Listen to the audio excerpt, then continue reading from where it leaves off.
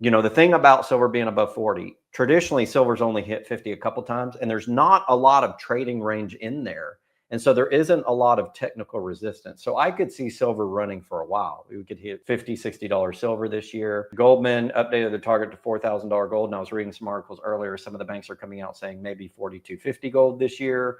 Maybe we're looking at $50, $60 silver. So certainly there seems to be a lot of bullishness in the financial space about gold and silver, which is good. For a lot of people have been waiting since 2011 for what they see as the big boom in gold and silver. I think we're starting to actually see that now in real, and it's going to be sustainable for quite some time. Certainly, as long as the Fed's cutting interest rates, and certainly as we're seeing recessionary pressures around the world. For years, gold skeptics pointed to charts showing the metal as overbought, stretched above its 200-day moving average, and flashing warnings on RSI. But the Fed's latest cut has flipped the script. Momentum returned almost instantly, with analysts who once dismissed gold now projecting $4,000 to $4,250 before year's end. Silver is even more intriguing. Trading above $40 for the first time in more than a decade, it faces little resistance on the way to $50. History shows that once silver clears that zone, it can move with remarkable speed. Rob Kientz argues that the bigger story is capital rotation.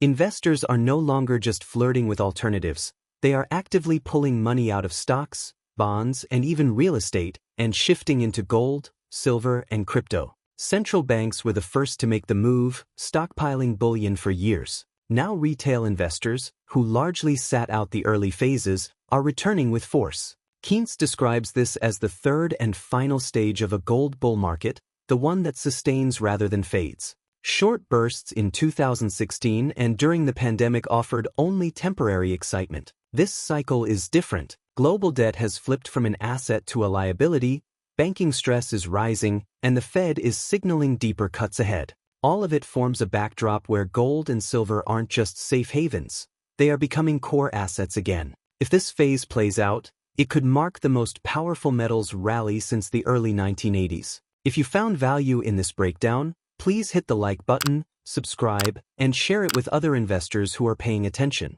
We're here to keep bringing you sharp analysis and voices that actually understand what's unfolding. Thanks for watching.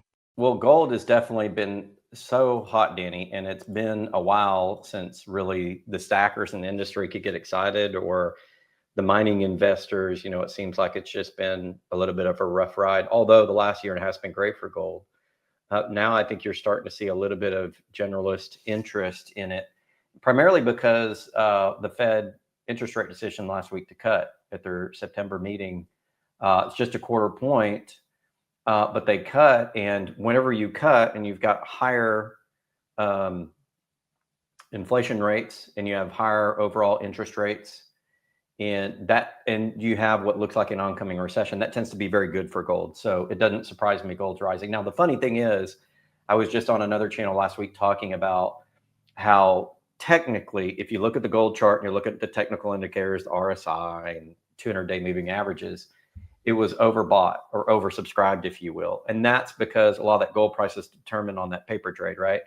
And so the paper traders look like they're, head over skis. But with that interest rate decision, it's bought gold new life, and it's going to continue to push it up, because when you have a drop in interest rates, it's usually a sign the economy needs help, and that's bullish for gold, and people are starting to move to gold. So you're starting to see some generalist investors interested in gold and gold stocks, which is a very positive sign. Of course, silver being solidly above $40.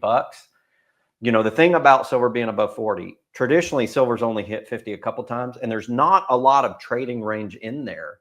And so there isn't a lot of technical resistance. So I could see silver running for a while. We could hit $50, $60 silver this year.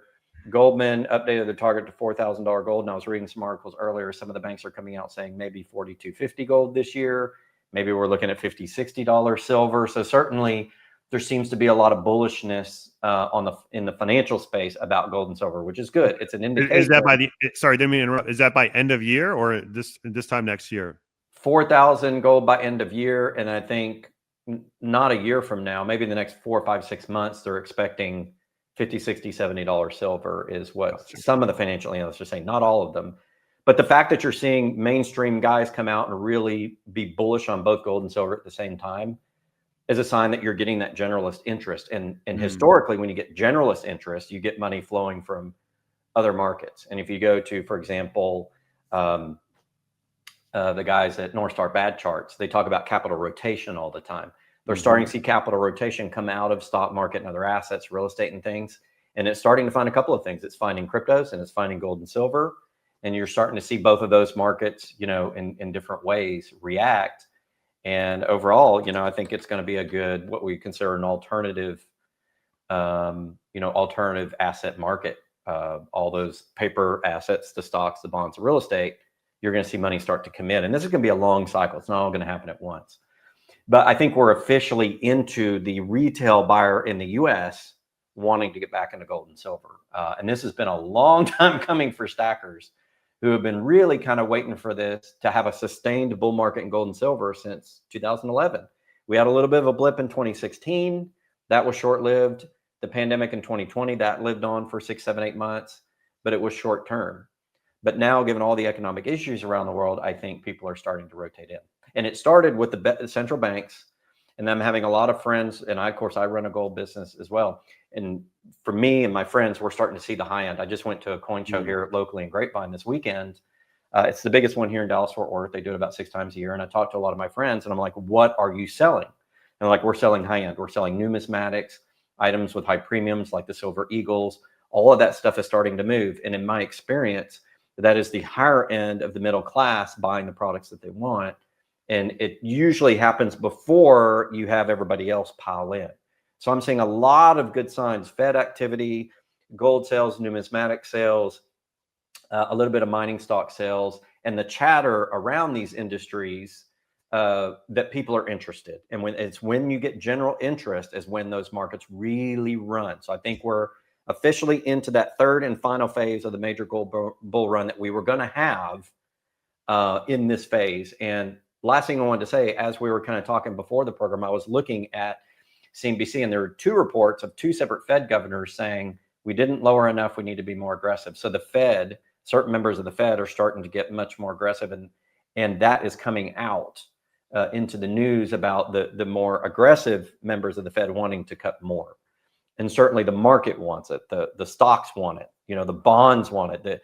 The higher interest rates are killing bond owners because their face values are falling. And it's bad for the banks that hold all these bonds and their face values fall because those are assets on the books. And now you're starting to see that phase of the economy in which debt is no longer an asset. Debt is an albatross.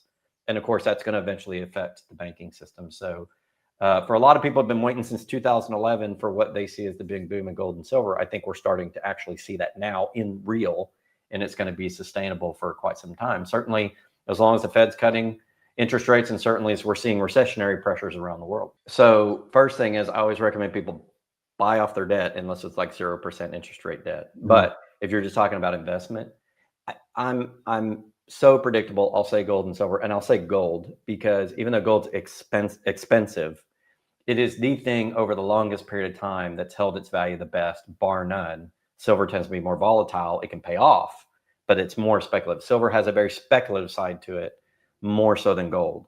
So I would do a bunch in a gold and silver. That's just me. And then I might go into doing certain businesses. I think because of the recession, certain businesses are going to do well. So certain businesses around prepper items is going to do well. Certain businesses around key items like clothing and food, I think, are going to do well.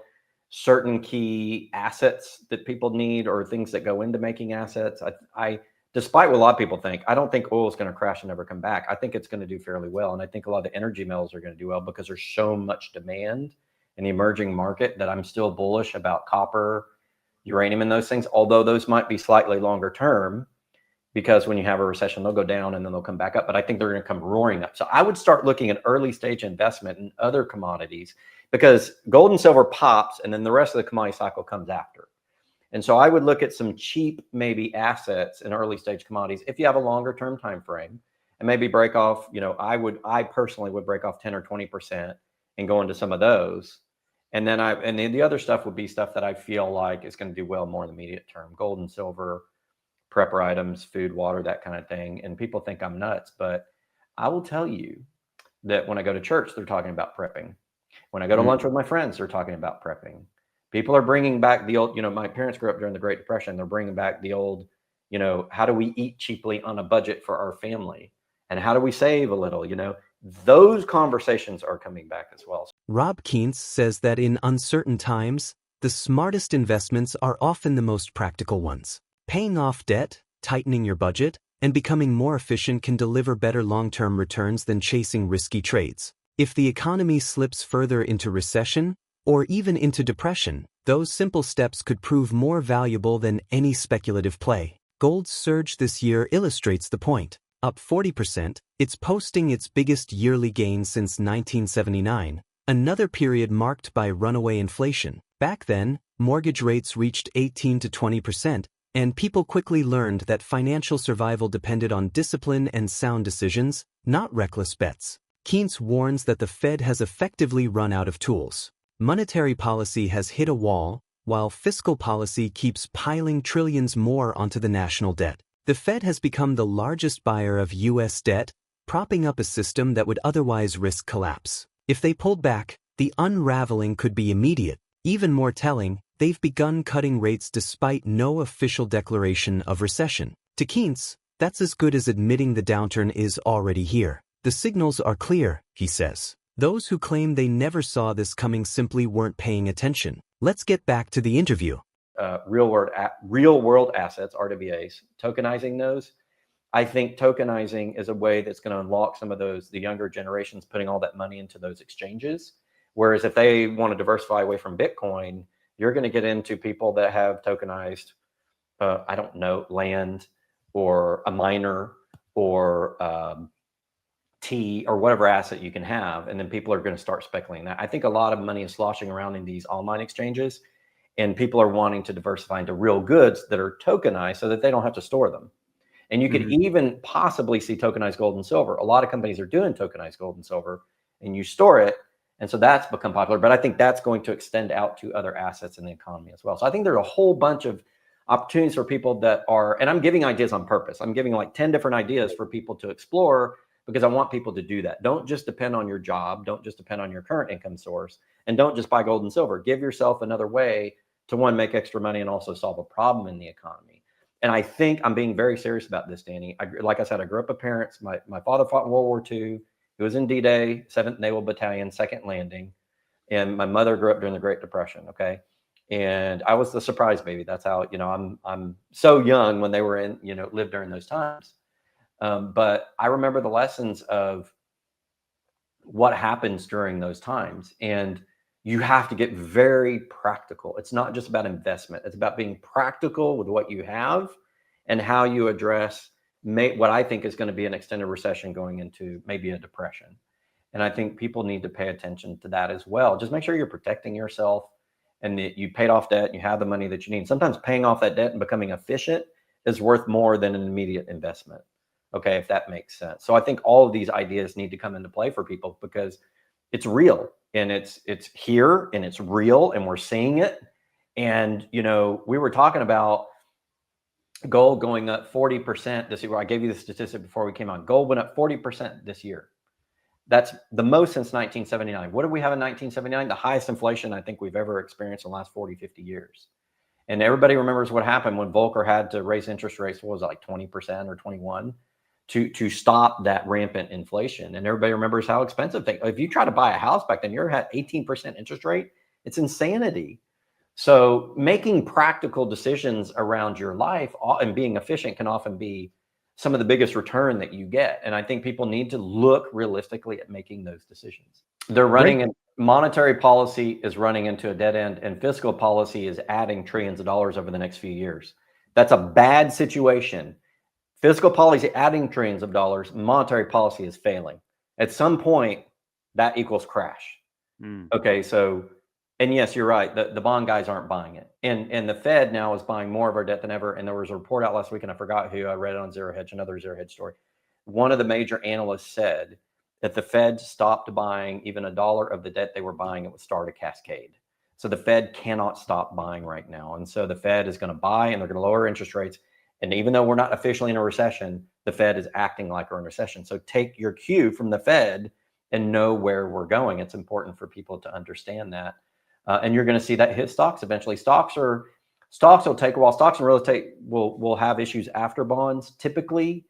And I think you're starting to see some weakness in certain areas, although people are still bullish on the FANG stocks and are still bullish on some real estate. But I'm in some private real estate investment groups and they're panicking. Some of their commercial investments are not doing so hot. And all the projections they made about how much money they're going to make over the next 5 years, they're making them because prices are going whoop. And rents are starting to fall for the first time in a long time. So again, a lot of those traditional investments are screaming recession. The Fed is telling you without telling you what's really going on. And there's a cliff coming when you're spending too much and the money you're printing does not cover as much because of inflation and nobody's buying your bonds and the central bank is monetizing it. That's where you get into a Weimar scenario. And we want to avoid that, right? But that's the scenario we're starting to get into. We're in that stage of the life cycle. And it's something that people really should pay attention to the warning signs. It takes years. The thing is, people are like, well, I had no idea this recession was coming. Well, yeah, you did. If you watch Danny's program on Capital Call, I'm going to be talking about it for forever. Watch YouTube. It'll tell you the real story. Just watch it. And that's where we are. So make your preparations accordingly. Where the gold price goes and the economy goes depends on Q4, because this is where companies make their money. And if the consumer's not spending 72% of the economy, you'll know it in those reports. And the consumers don't spend this year, you're going to have a lot of bankruptcies and that kind of thing, foreclosures. You're going to start to see the nasty stuff come out in the reports in the spring. So pay attention to consumer spending. If there's one statistic you want to follow beyond bond rates and interest rates and what the Fed does, it's consumer spending in the Q4. It will tell you what's going to happen in the next year. And the consumer spending is not positive in the Q4 and it retracts into negative territory. I don't care what the government says, we're in recession, make your plans accordingly. Follow that. That will be the key statistic for the last 3 months of the year. And you're right. And people are just seeking yield because inflation has destroyed people's budgets. One statistic that I read last week was, according to the government data, we went from 60, and this is the entire US population. This is the gravity of this statistic. We're talking all 360 million people of that subset of people that work, okay, which is a big chunk. Some are kids, but a big chunk work, over was 150 million or whatever. So of that chunk of all American working people, we went in 1 year, dating back to 1 year, last year to this year, 1 year period of time, it went from 63% of Americans were living paycheck to paycheck to 67. So 4% of the entire US population in 1 year is now struggling to pay their bills, where they cannot pay their bills in 1 year. And that's just the effects of the inflation of the last 2-3 years catching up in the supply chain and people suffering. And now we're starting to see inflation come back again. And the Fed came out last week and said, I know we have a dual mandate on inflation, but unemployment was so bad. They said, we're going to ignore inflation for now, and we're going to attack unemployment. So what does that mean when the Fed says that? It means they're going to print. You're going to have more money sloshing around. It's eventually going to create more inflation. And what's going to happen is value of everything goes up and people are going to speculate. They're going to speculate in mining stocks. They're going to speculate on trading cards. They're going to buy I've got a friend that wants to sell me her old 65 Mustang, because those are rising in value. Like everything is going up. And if the Fed continues this of supporting employment over inflation, you're going to see this continue. And one of the reasons why they're doing that, by the way, is something I want to talk about to kind of take it a different direction for just a second. The BLS came out and did their biggest revision in the history of 900,011 jobs that they subtracted over the last 2 years. They said, well, we kind of screwed up for the last 2 years and we created 1 million less jobs than we thought. And that dwarfed the other biggest correction they've ever had. So the BLS is having severe issues, even understanding what employment is, and their numbers are off. And you're seeing these huge seasonal adjustments, bigger than we've ever seen before, because their system is flawed. It doesn't work. So the situation is more dire in the US than people know. And so, yes, people are yield seeking. They're desperate. They need to pay their rent. It's not just about making money. First it was a gig economy, and now people are speculating because they're desperate. Like, what else are they going to do? The jobs aren't there. They got to find a way to make money. The problem is, if the jobs keep going down, there's going to be less people to buy some of this stuff. So like you said, if we get deeper into a recession, like trading cards and things may not hold their value, whereas gold and silver may. So it's up to people to have discernment about what they want to invest in, and what's going to hold its value over the next few years. But what you're reporting to me does not surprise me at all.